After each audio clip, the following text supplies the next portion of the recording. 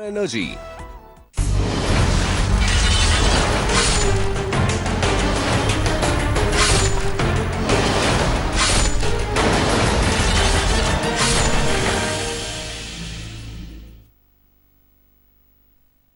Hello and welcome. You're watching To The Point. Statistics released this week have cast a shadow over the performance of the economy. Whilst industrial production has fallen by 3.2%, the sharpest dip in 4 years, inflation has risen for the fifth month in succession, touching 5.6%. This raises concerns about what sort of growth the economy will achieve this year as a whole, whether inflation could breach the RBI's target, and therefore whether the talk of relaxing the fiscal deficit still makes sense. Beyond all this, the situation also requires hard thinking by the government. But what is it that Mr. Jaitley should do in the budget? Those are the questions we shall address today, and my guests are former Chief Economic Advisor Arvind Virmani, the former Secretary General of FICCI Rajiv Kumar, the editor of the Business Standard A.K. Bhattacharya, and the founder chairman of Renew Power Ventures, Sumant Sinha. Rajiv Kumar, in November, industrial production shrank by 3.2%, whilst inflation rose by 5.6%. If you look deeper, capital goods contracted by a huge 24%. How do you interpret these results? Karan, we have to interpret these results with a little bit of caution because some people have argued that this is a festival effect, etc. But I don't think that is true because they represent a weakness. Because if the December data which is going to come will also show a further weakness. However, on the other hand, if you look at the 3-year moving average, you will see that there is a rise in 2015 over 14, so that there seems to be a recovery, but which is a recovery which is very weak and much lower than what was expected. So therefore, there is a bit of a sort of downward sentiment on this. But the third point that I do want to make is that this represents a huge demand deficiency in the system, both because our exports have been declining for 12 months, and our capital goods decline shows that, and our imports have declined, along with the capital goods decline in capital goods production. So that shows a deficiency in investment demand, and there is rural stress, which also shows demand going down in the rural areas. So there is a demand deficiency, and that should be a pointer to Mr. Jaitley's budget exercise. But the final point that I want to make, and I think it's very important, but not enough importance is given to it, is that this data is shot with all kinds of problems. The IIP data is actually just shooting in the dark. If you look at the data in some detail, you will see, for example, in this year, the rubber fasteners have declined by something like 75%. Okay. And in the previous years or months, you will see, you will see it sort of rise and fall by hundreds of points.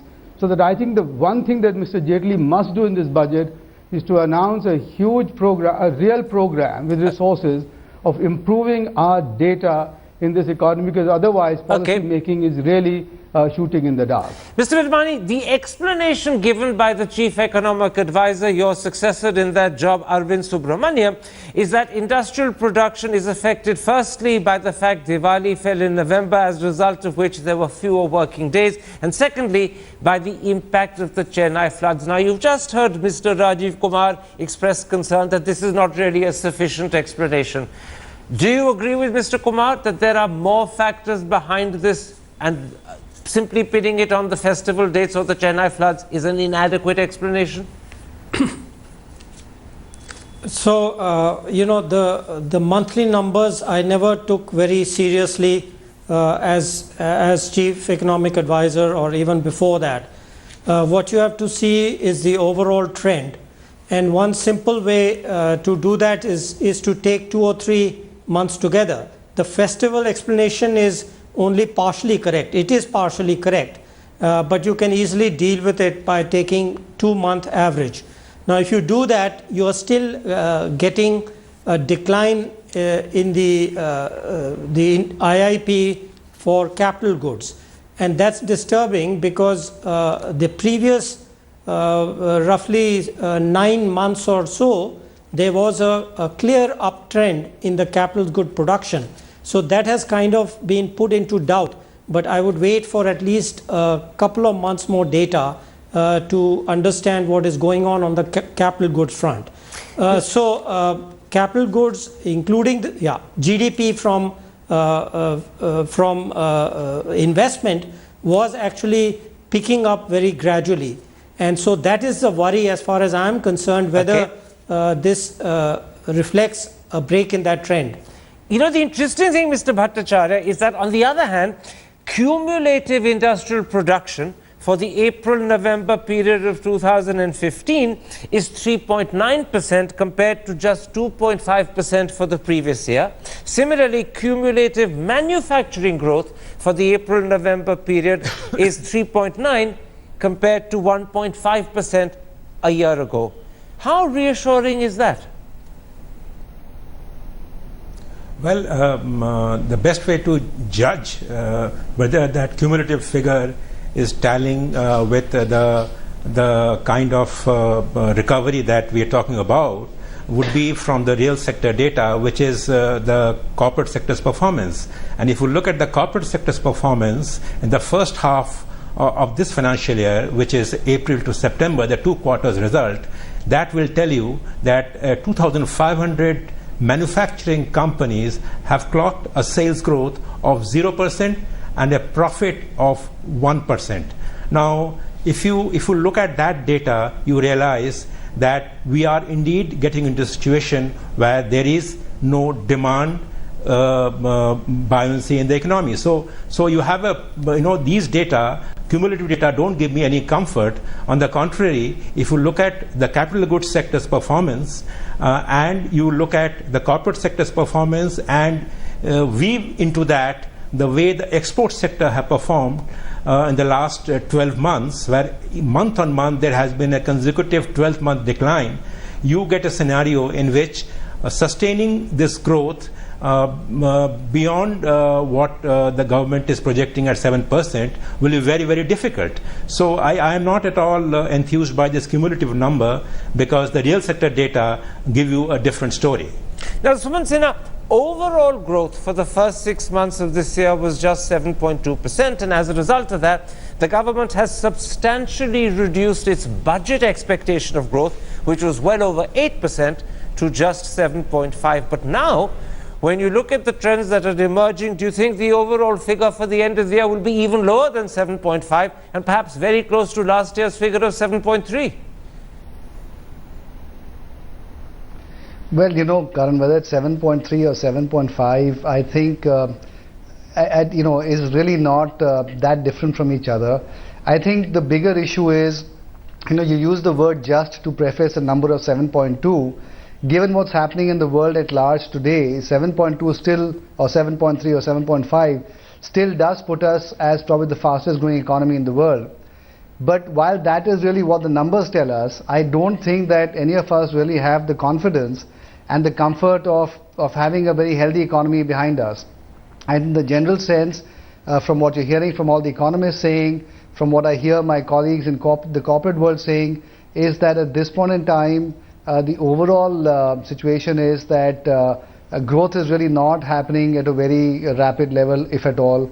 The general sense, particularly from people I spoke to on the capital goods side, the general feeling is that demand at some level is bottoming out right now, but there hasn't yet been a recovery across most industrial sectors.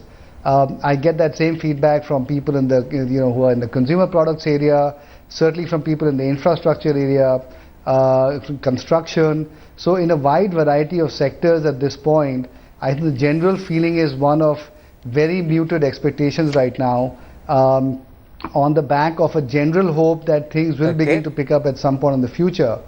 And so therefore, whether you put a handle of 7.3 or 7.5, I don't think that really internally is giving anybody any real confidence. I think the fundamental fact is that we're not seeing real growth in the areas at least that most of the corporates tend to operate in. And so I think that is a little bit worrisome, because it's not apparent to me at least as to what is going to be the thing that actually kickstarts growth in the economy. We've already had a 125 basis points reduction by the RBI.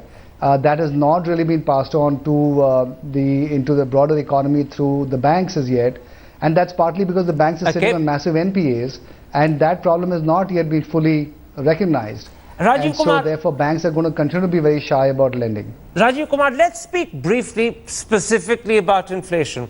The figure has been rising steadily for 5 months if you go by the CPI account, and it's crossed 5.6% in December.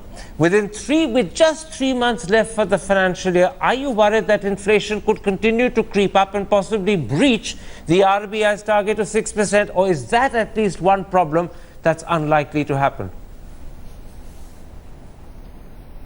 Current 3 points.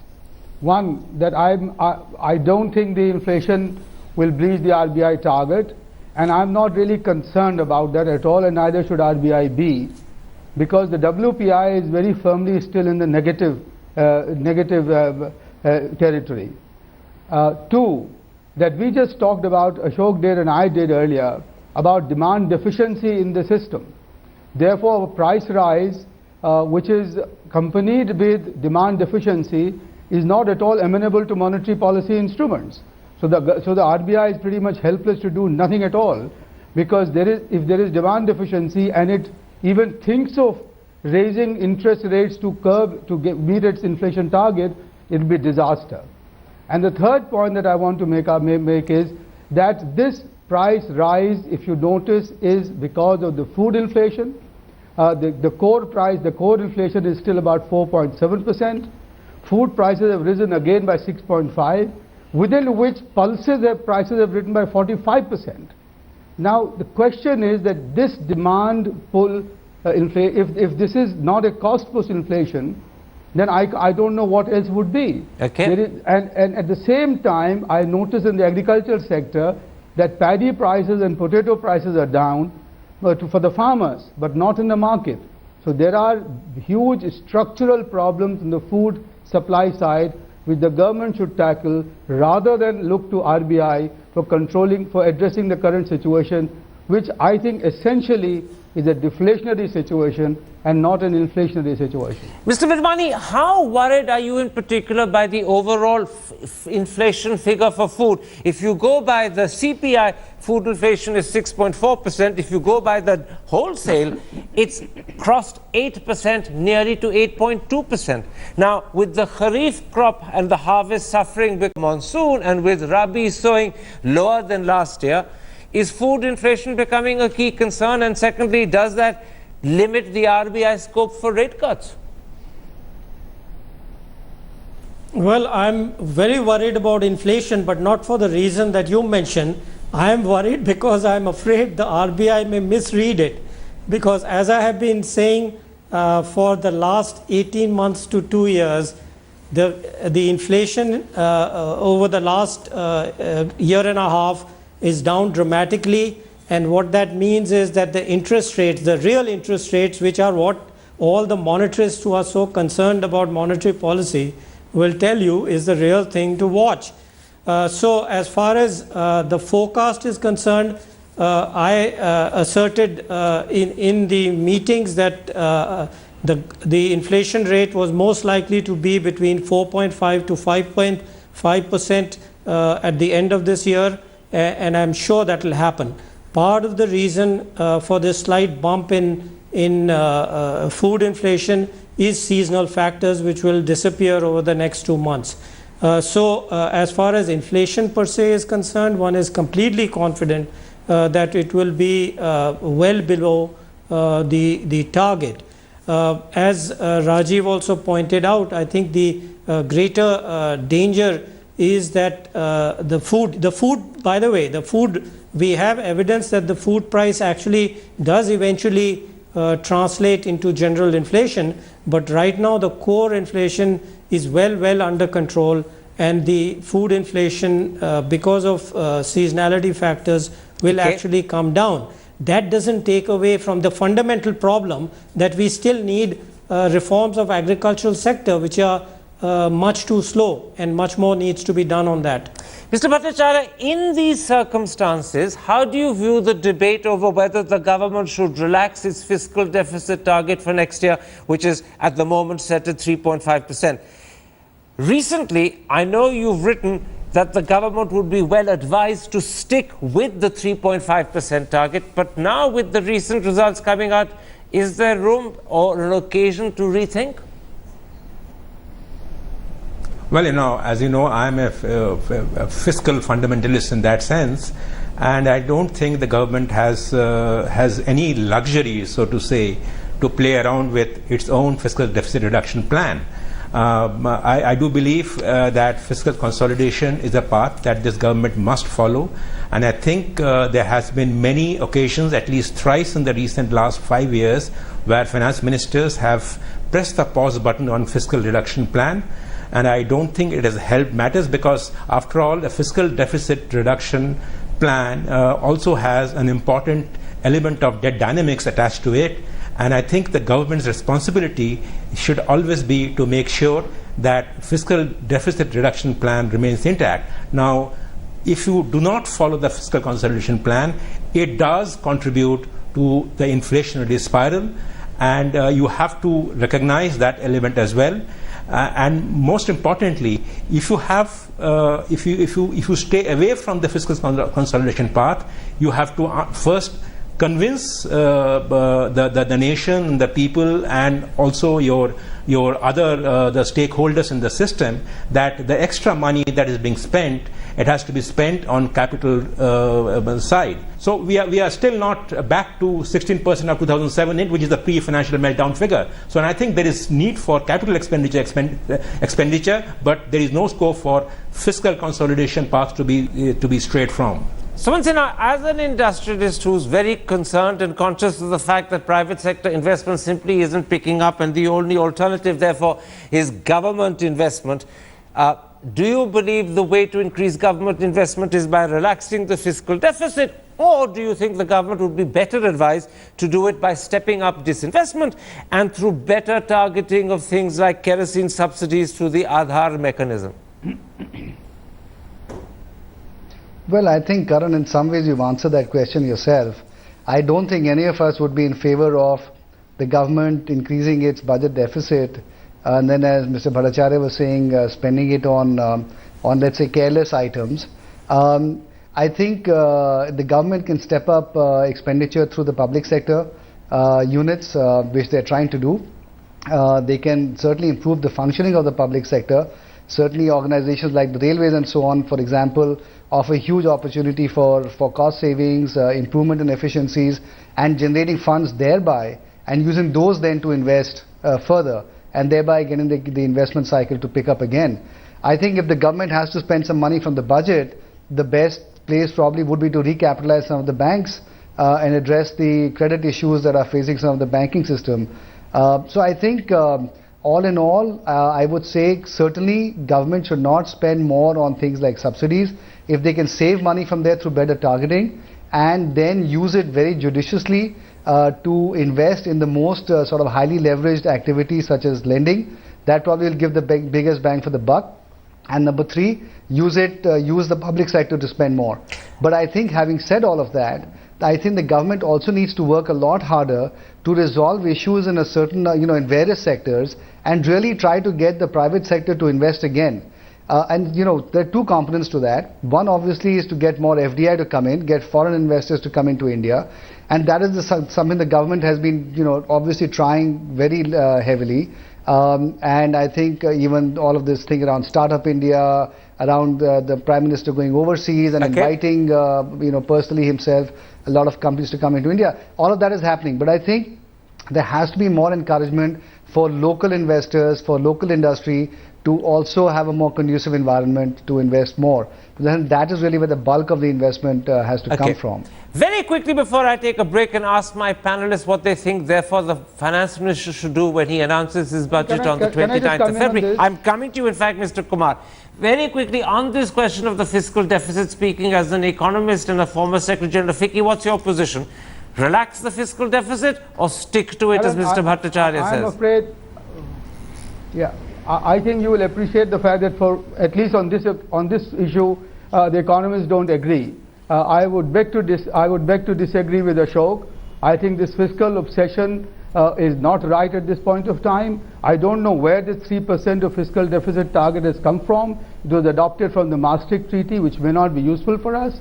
But more importantly, where he and I would agree is the revenue deficit should be zero or approaching zero, but there is no reason for fiscal deficit not to be relaxed, because as what Mr. Sinha said, if there is one thing that the government can do to trigger the private investment cycle, is to create the demand for investment goods, to create the demand for capital goods. And I think it is time to follow the mid-year economic review's advice of relaxing the fiscal deficit just in order to trigger the investment cycle, and I don't think that will have any deleterious effect on the economy. Very quickly, Mr. Virmani, before I take a break, where are you on this critical debate about either relaxing the fiscal deficit target, which by the way is 3.5% for next year, not 3. 3 is the target for the year after that. Or do you think, in fact, like Mr. Bhattacharya says, sticking to it is critically important? So there are 2 points here very quickly. One is that the fiscal policy cannot be seen in isolation from monetary. So it's the monetary fiscal mix which is important. My preference would be to stick to the fiscal deficit but relax monetary policy by at least 75 basis points. Unfortunately, that's not likely to happen, and assuming that the RBI is not going to do that, then I agree that with Rajiv that fiscal target can be relaxed, provided that the revenue deficit target is stuck to or maybe even improved.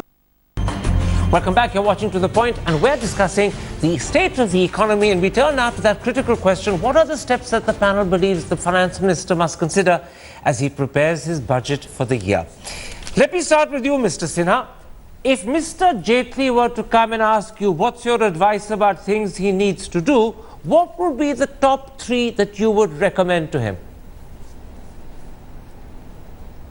Karan, the first thing I would tell him is on the fiscal deficit. There was obviously this discussion going on earlier. I would really come down on the point that we should try to meet the fiscal deficit target that has been already laid down as part of the FRBM at 3.5%. I think one thing that is happening is interest rates in India are still very high, and even though the RBI has cut rates, if you look at the 10-year gilt, it's actually back at 7.8%, and that's partly because of excess supply of bonds also coming in. And now with this whole DISCOM restructuring scheme, for example, there's going to be a lot more supply of government and quasi-government bonds that is going to come to the market. And a higher fiscal deficit would in all probability imply funding, and that would again lead to higher interest. So the first is stick to the fiscal deficit target. What's number 2 and 3? Number 2 really would be in terms of, I think, and I made this recommendation last year also, please choose certain sectors of which you think are going to drive growth, whether it's in the area of consumer durables, whether it's autos, whether it is something on the consumer product side, and try to kickstart some degree of growth through those sectors. I think that is very, very critical. So you have to make some decisions about which are the sectors that you're really going to press for. Number 3, I think is very important, is recapitalize the banks and make them more healthy, because today there is absolutely no pickup in the credit cycle. Banks with the large number of NPAs that they have are not really in a position to lend, and that is also leading them to mark up much higher margins and again not pass on the interest rate reductions to corporates, and that then just leads to a much higher cost base, and as a result of which projects are not able to get off the ground. So I think those are 2 or 3 things that I would suggest to the finance minister. Other than that, there are lots of things. Let me stop you there. Let me stop you there. I'll bring the others in now. Let me stop you there. I want to bring in all the others on those points. Mr. Bhattacharya, last month in a leader you said, and I'm quoting, the government can certainly do a lot to accelerate infrastructure investment. You said, on this rests the prospects of a revival in private investment as well as an acceleration in growth. What are the steps you believe the government should take to accelerate infrastructure investment? Well, you have to first use the public sector financial institution, like LIC. They can be tapped even more intensively and proactively, like the Indian Railways have already done, to get more resources to be channeled to infrastructure sector. You need to clean up the procedures, the tender processes, and of course, first, most importantly, you have to, as Mr. Suman Sinha said, you have to clean up the banking system. And because the banks, after all, are saddled with almost rupees 8 lakh crore of sticky assets, so unless you clean up that banking sector, you will not be able to revive investments in the infrastructure sector.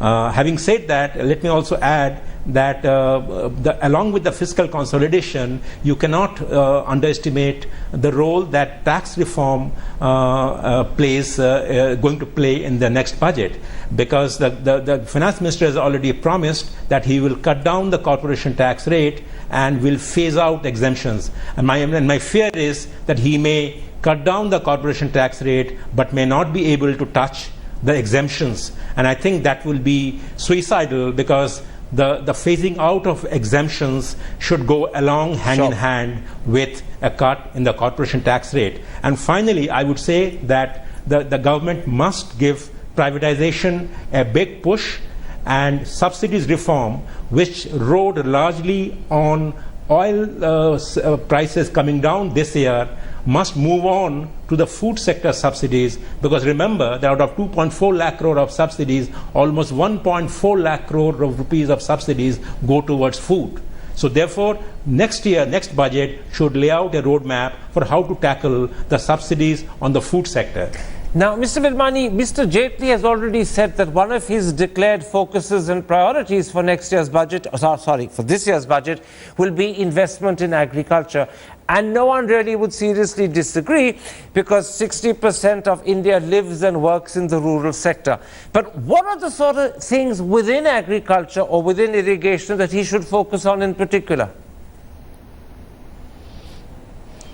See, as you know, irrigation is basically a state subject, and I think just increasing the expenditure from here is not enough. We've done that so many times, you don't get any fundamental change in the agricultural sector. So much more important is to look at the reforms which which the Niti Aayog has defined in a paper. There's a paper which they have, but the question is, how can the budget incentivize the state governments, plus look at things which are under the control of the central government, like import-export policy. It's always been ad hoc, it never works, it always focuses on short-term price changes, and it has never been structurally changed to give an incentive to agricultural sector. So the issue, in my view, of course, irrigation expenditures will help, but that is not enough. We've done that so many times, and we are back to the same situation every 3-4 years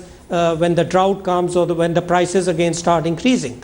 So the question is to link these expenditures to fundamental reform of the agricultural structure, including the markets, etc. Now, Rajiv Kumar, as far as exports are concerned, that's another area which faces Mr. Jaitley with an acute problem, because they've shrunk consecutively for 12 months. Worse, the yuan is falling, so there's also now a danger of cheaper Chinese goods pushing up India's import bill. What should Mr. Jaitley do about this particular problem? Well, Karan, I will have to mention two more important things actually for the budget. And the first one is that Mr. Jaitley must announce in the budget that all outstanding tax disputes have been resolved. If he doesn't do that, he will be going back on his word in the last budget, and that's really held back investment in a major way. The second thing is that he should really now change the fertilizer subsidy to give it directly to the small and marginal farmers. And the easiest way to do that is to just announce that only about 10 bags of fertilizers will be subsidized and no more, and they can be had better still connected to the JAM and do a direct benefit transfer into the banking accounts of the small and marginal farmers, and decanalize and decontrol fertilizer prices. This is the key that he should do at this point of time to improve agriculture and fertilizer subsidy. Third, he must announce a massive urban affordable housing program, and this will have many effects. There are multiplier effects, including reducing the cost of real cost of wages for our exporters, which then can become more competitive. And for the export side, Karan, what he must tell the Commerce Minister is that he should not announce any more temporary fiscal benefits, but focus attention on improving the export infrastructure, and he should agree with the RBI that if the yuan is devaluing, the rupee will devalue more, so that our exports become more competitive and imports become more expensive. Suman Sinha, let's pick up on that first point made by Rajiv Kumar, that the finance minister must announce that all outstanding tax disputes are settled and sorted out. But the problem is that the big problem of retrospective taxation, which he inherited, and I'm talking specifically not just about Vodafone, but that whole range of companies, continues. And that continues to be a major irritant in the eyes of foreign investors. And you believe that, in fact, one of the solutions is to improve investment by inviting in more FDI. But FDI won't come as long as the sword of retrospective taxation hangs on their head. Does Mr. Jaitley need to bite this bullet once and for all? He's had 2 budgets where he could have done it and he didn't. Is this his last chance? No, I think on taxation, this whole issue of retrospective taxation, at least I'm not hearing, a lot of concern now around that area. I think the bigger issue is the fact that the tax administration and the tax reform still has not happened, and we still have the same income tax department that we'd had earlier, and so you still have a lot of friction in the system. You have a lot of pain points. And that just is not applicable only for the large foreign investors who are coming in and concerned about retrospective taxation, but also companies like ours, which on a day-to-day basis continuously face a lot of issues in dealing with the tax system. So I think in general, tax reform is very critical. Of course, as part of phasing out of the deductions, a lot of the issues should get addressed. But then the things that he has to talk about are, for example, for companies like ours which are in the infrastructure sector, where we pay MAT of 20%, if the tax rate goes up to 25 and all the deductions go out, then does in fact our effective tax rate go up? And so there's a lot of uncertainty around some of those sorts of areas that really needs to be clarified properly in the budget, and a proper roadmap needs to be laid out. And I think that's relevant for not just foreign investors, but also for Indian investors. So I think that's very critical, actually. Mr. Bhattacharya, I want to ask you 2 questions, but sadly we don't have the video link. We only have you on phone at the moment. First, on this issue of retrospective taxation, there's a difference of opinion between Rajiv Kumar, who says that the finance minister must announce it's been completely sorted out, and Suman Sinha, who does believe that we need to do more to invite FDI, but also believes that retrospective taxation is no longer a problem. So let me ask you, is retrospective taxation still a problem that's holding back FDI? Well, let me say that the truth lies somewhere in between what Mr. Rajiv Kumar and Mr. Suman Sinha are saying. I think there has, to be fair to this government, there has been no fresh retrospective dispute that has arisen in the last 1.5 years. So we must give this government that credit, that it has not given rise to any fresh tax dispute.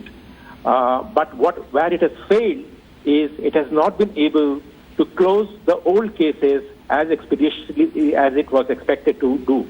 Now, the disappointment is coming from there. And perhaps the government's latest move to have this bilateral investment treaty that is keeping tax disputes outside its purview is going to complicate the matters further. So therefore, while it is true that no new tax disputes have actually been allowed to arise between the government and the corporate sector, the foreign investors, but the old cases are continue to create problems, and I think this government must take proactive steps to make sure that those investors don't get disillusioned anymore. Very quickly, Mr. Bhattacharya, if those steps are not taken in this budget, and remember this will be Mr. Jaitley's 3rd chance to settle the retrospective issue, particularly with a view to people like Vodafone, will that then be his last chance, and will it put off FDI investors, or am I overstressing the point?